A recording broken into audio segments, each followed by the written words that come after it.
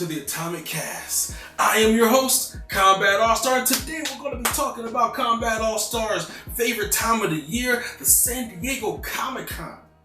Just kicked off.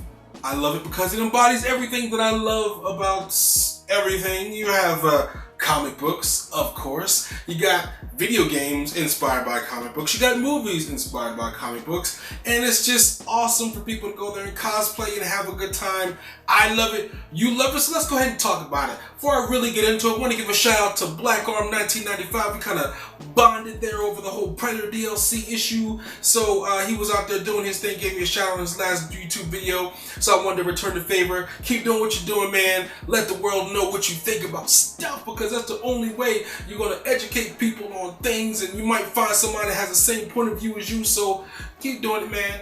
Keep following me. I'll keep, spreading the word about what you're doing.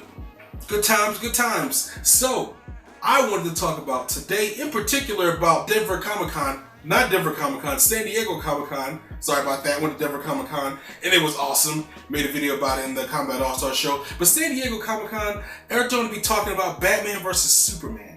That's one of the big things. I mean, it's all over everywhere online. What are they going to show next? What are they going to do next? They've showed a lot of pictures and from the film, a lot of really cool interviews that have gone on. So in celebration of Batman versus Superman, I wanted to talk about the source material that inspired it all, Frank Miller's The Dark Knight series.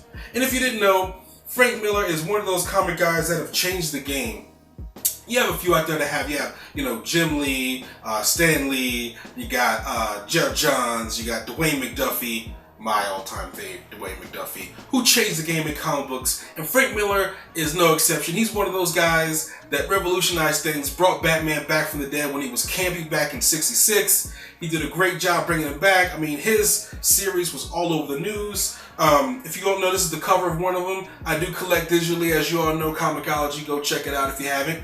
And he basically changed the game. I mean, you guys got to remember, back in 1966, there was a lot of messed up stuff going on in the world, and Batman was very campy. It was Adam West's Batman that was really popular, that spawned lunchboxes and thermostats and all that kind of stuff. And then Frank Miller came and revitalized the character with The Dark Knight Returns. He had, it was all over the news back in those days. Then that series and that excitement for Batman spawned the original Batman movie with Michael Keaton. So, I mean, he basically revitalized Batman, and it's great to see.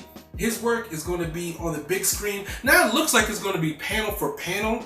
Frank Miller's Batman, I mean, the lines that they were saying in the trailer, Batman's costume, from the metal costume and the regular costume, how big and bulky Batman is. And if you guys have not seen the Batman, they did a remake, not a remake, but they just did a animated version of The Dark Knight Returns, and it's amazing. It's basically panel for panel what happened in the story, Frank Miller's story, and it's gruesome. It's crazy. This Batman is insane. He's in his 50s, so he's much older. He retired. The Gotham City basically went to hell, so he's over there. He's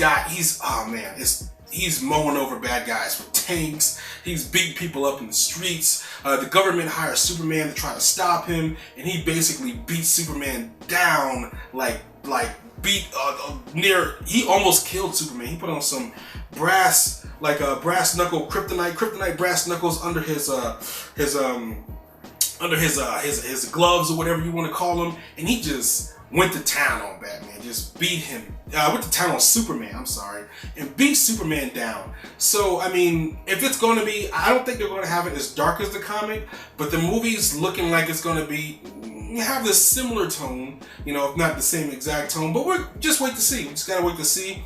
I'm stoked about it. Are you stoked about it? Are you stoked about the new Batman versus Superman movie? What do you think about it? What are your thoughts about it? Have you read Frank Miller's version or Frank Miller's comic? Have you seen the animated version of it?